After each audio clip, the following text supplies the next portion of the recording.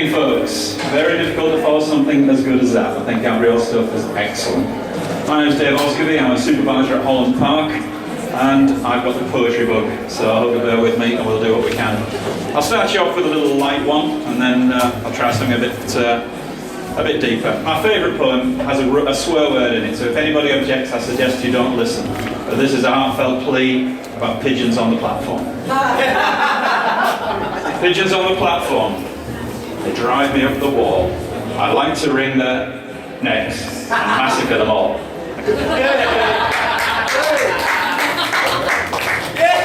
This is a brief one about the station where I work, which is called Holland Park. Sorry, Mike. 100 years ago, this station stood. The plane trees then were saplings still, a keystone of this neighbourhood, a function of the people's will.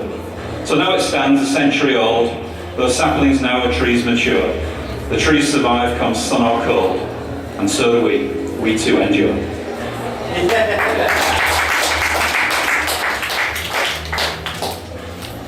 Now I'm afraid I got quite a long one, so bear with me. This one's called The People of London Underground.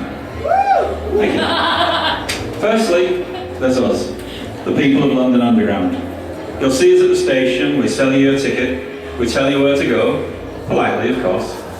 We drive your train, we control your signals and clean up after you. If you need help, we're there. Without us, you'd be going nowhere. Then there's you, the people of London Underground. You fill our trains and jam our doors. We get you to work day after day after day. You ask us questions, and we tell you where to get off. We need you. We need you. Without you, we'd be doing nothing. Once, there truly were people of London Underground. During the Blitz, thousands slept while doodlebugs rained down. The platforms filled with families as trains passed by, dispensing tea and penny buns, keeping up morale and keeping hope alive. Without them, we couldn't have held our heads high. But since 2005, a sense of togetherness has taken root. We oppose the ones with twisted ideologies who try to bring a new Blitz to our underground. They won't succeed. Because of us, because of you. Because we are the same. People of London Underground. Yeah!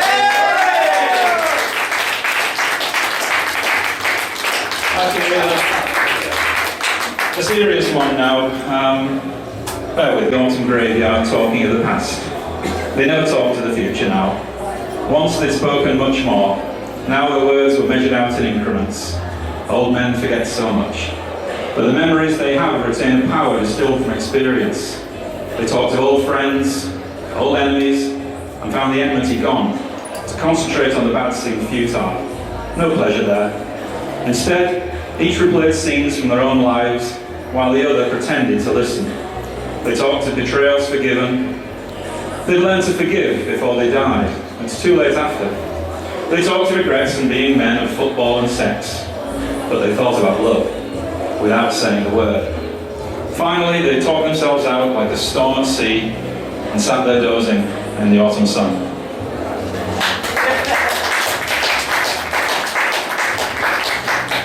And a silly one to finish. This is called Philosophy Cockney Style, and it's inspired by my 30 years in the land of what my brother calls the JFC, which is the jovial Cockney. A friend said to me the other day in a philosophical sort of way, "What's it all about, Dave?" So I told him, in a way he'd understand.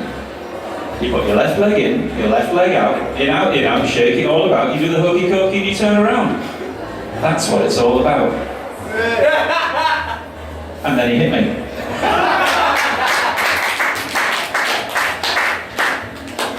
Encore. Oh, okay. This is inspired by are there any Americans here?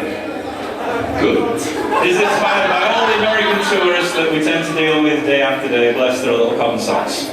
It's called The Yankee Tourist. I am a Yankee tourist. I don't know where I've been. I don't know where I'm going, or what country I'm in. I don't know how I got here, or even why I came. I can't work out the money, the streets all look the same. But the thing I hate the most of all, and I'm sure you know I'm right, is why do you hide the restrooms when I'm desperate for a shot?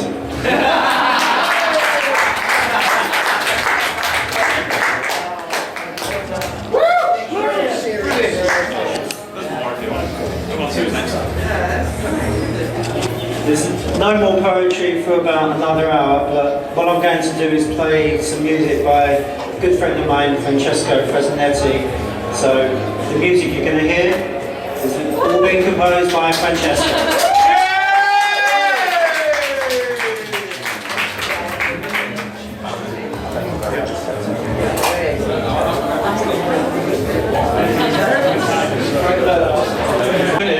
We're on the content.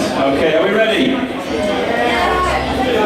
The man that was before the fall, his skill and grace beguiled us all. His like had not been seen till then.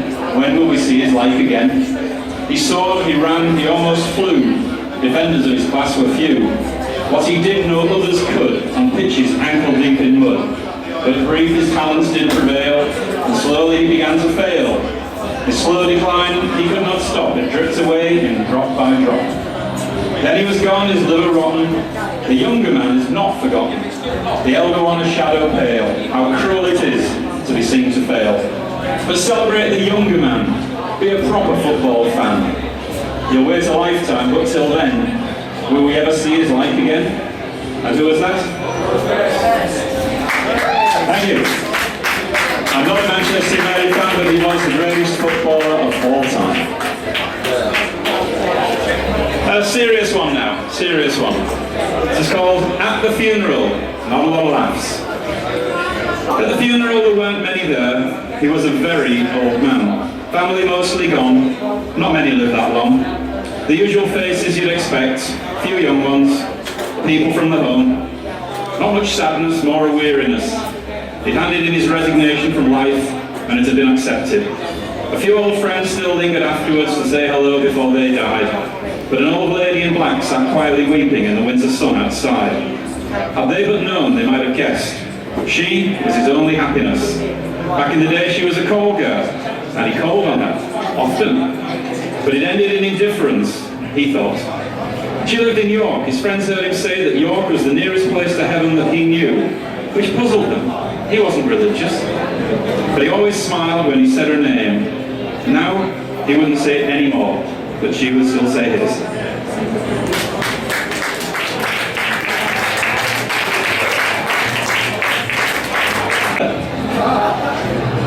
Called Futility. Can anybody tell me why we still send young men off to die in pointless wars in far-off lands? Is there anyone who understands? It seems to me we'll never win. The warmongers still draw us in. The warriors we glorify, despite the ways in which they die. And day by day the young still fall. A gross rebuke to one and all. We have to learn to hate all wars. Their futile death has no just cause. So let's all simply pack war in. Don't let the politicians win. And ask your sons and daughters too. It's war or peace. Which one for you?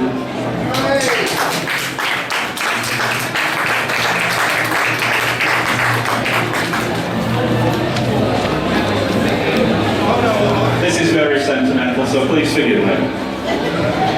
My death. I often think about it. It fascinates me. Not by death itself, but I wonder what thoughts will go through my head when the light finally goes out. I expect to be an old man, it runs in the family. I don't expect to be afraid. What would be the point?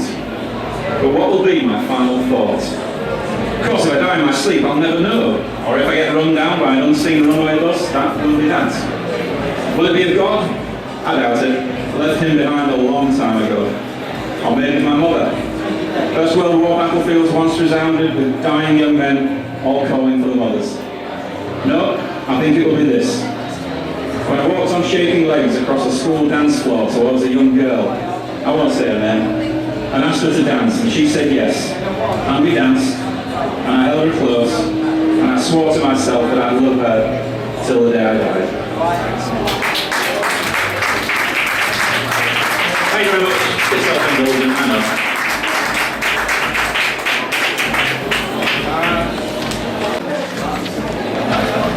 If I can find it. That's the problem I have. Any Julie Andrews fans here? Oh dear. I will apologise for the next one. This is called My Least Favourite Things. Parents with buggies that run over my toes, people with BO that get right up my nose, People with bull terriers tied up with string. These are a few of my least favourite things. Young kids with iPods whose music is blaring. Backpackers crush me while callously staring. People with bad breath and similar things. These are a few of my least favourite things. School kids with no cash and people who hurry. Others who think it's quite cool to eat curry. Wankers with skateboards and too many rings. These are a few of my least favourite things.